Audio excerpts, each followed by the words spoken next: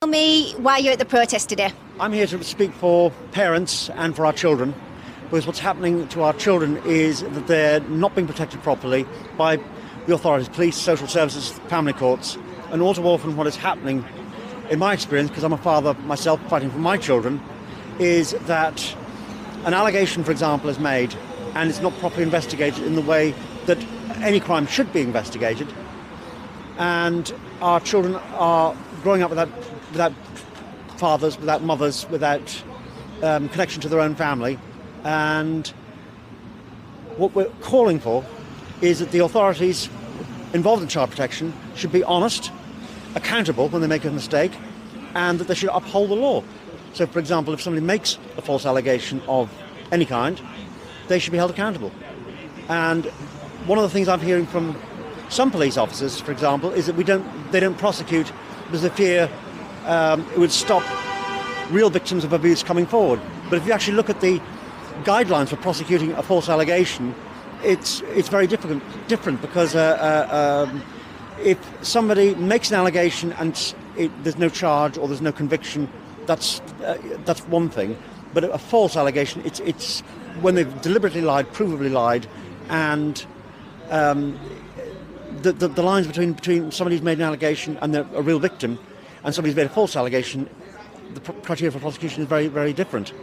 And so it needs to be addressed, because our children are being put in a situation where they're growing up with the parents they love, they're not being listened to, they're not being protected, and when they in turn become of an age where they start dating and want to have families of their own, they're going to run into the same problems.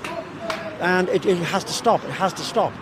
I've seen instances where social workers have made deliberately false claims about a father or a mother to the authorities, and they've not been prosecuted.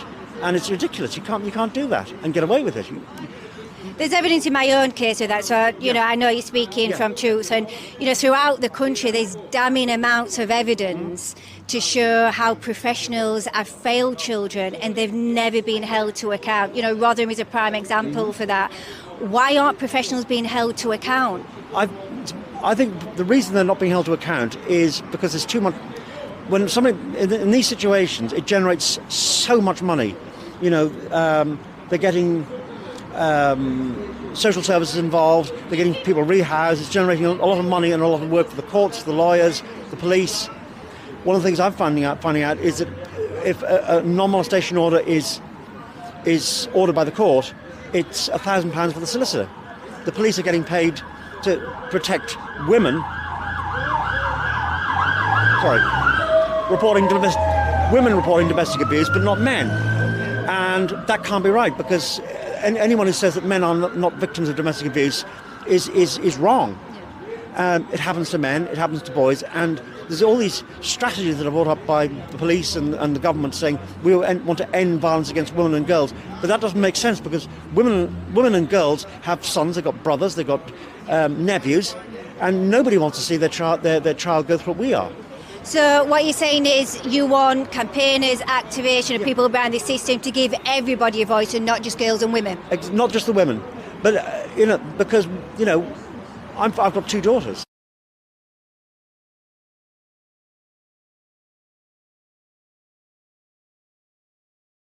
And I'm fighting for them as much as I am for my son.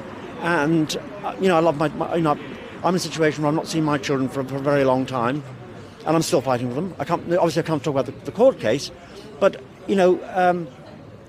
what the children themselves, as a general thing, are not being given a voice, and they're not. Children are sentient human beings. They can say what they want, they can say what they need, they can say what they think.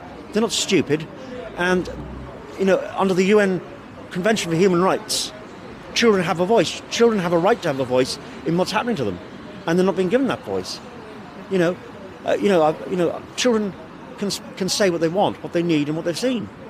But if they're being terrorised into saying what somebody wants them to say, then of course they're going to toe the line, and it happens all too often, and it has to stop.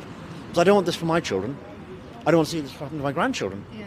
I do hear, a lot that the child's voice matters, and of course it does. So let's say we're in a situation where the child is wanting contact with a parent, but we know evidence shows that that parent is being abusive to that child. Surely it's up to us as adults to step in and protect that child, is it not? Of course, you protect the child, but be honest with them and say, right, this is what's happening. Be honest with the children. Why would you lie to your own child? What can be achieved by today? I think what's being achieved is that people are coming together face to face. It's pooling of experience, resources, ideas, expertise. We all have different talents, and if we bring our best game to the table and set aside any internecine strife and being nasty to each other, and just realise we're fighting for our children and make that the centre of what we're doing. Are professionals going to listen to you after this, do you think? I think what needs to happen is the professionals need to realise the numbers of people who are affected. If it's just one or two people protesting, then it's not going to make any dent. But when I first started Families Against the State 2 months ago, and we announced a protest in Manchester at the end of August, 70-something thousand people responded to that. But very few people actually turned up on the day, because people are so scared of being seen to be talking about their cases. Yeah. But nobody can someone's talking about their lived experience. So, for example, my son loves crisps and bananas and chocolate spread. And when I go into Aldi now and I see those things, it upsets me, because I miss him. About a year ago, I was in Stockport, and my son used to love watching the Dubai plane coming and going. We'd track it on flight radar. And a year ago I was in Stockport, and that plane came over. It was the first time I'd been that close to it since my situation kicked off. And I broke down. I could hardly walk. And on the way back into Manchester, where I live, the train going into Piccadilly, you go past the hospital where he was born. And how I got home, I'll never know. So I struggled to walk. I was so grief-stricken. And then part of the grief process is anger. You get angry at how you're treated, because you know your children are suffering.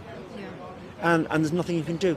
As a parent, every parent thinks, or before they get into a situation like this, I'd kick down the door to get to my child.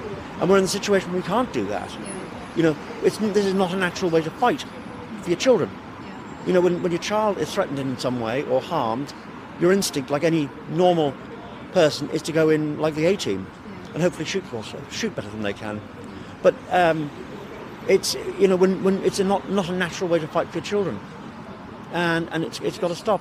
And there needs to be the same sort of accountability and transparency in family court as there is in criminal court. Obviously you've got to protect the identities of children, but you can do that. Yeah. But why not? My thinking is that if the same standards for observing rules, regulations and laws that you see in the aviation industry, for example, were applied to child protection, we wouldn't be in the situation. Whereas if you think about the rules and regulations that go with flying, they're all written and based on lessons learned from previous crashes, and they're applied and they're enforced very rigorously. But how many children have died in horrific circumstances, and a report is done, mistakes have been made, lessons have been learned, we should have shared information better, and then it happens again and again and again. And I don't understand why they can't enforce that and share the information.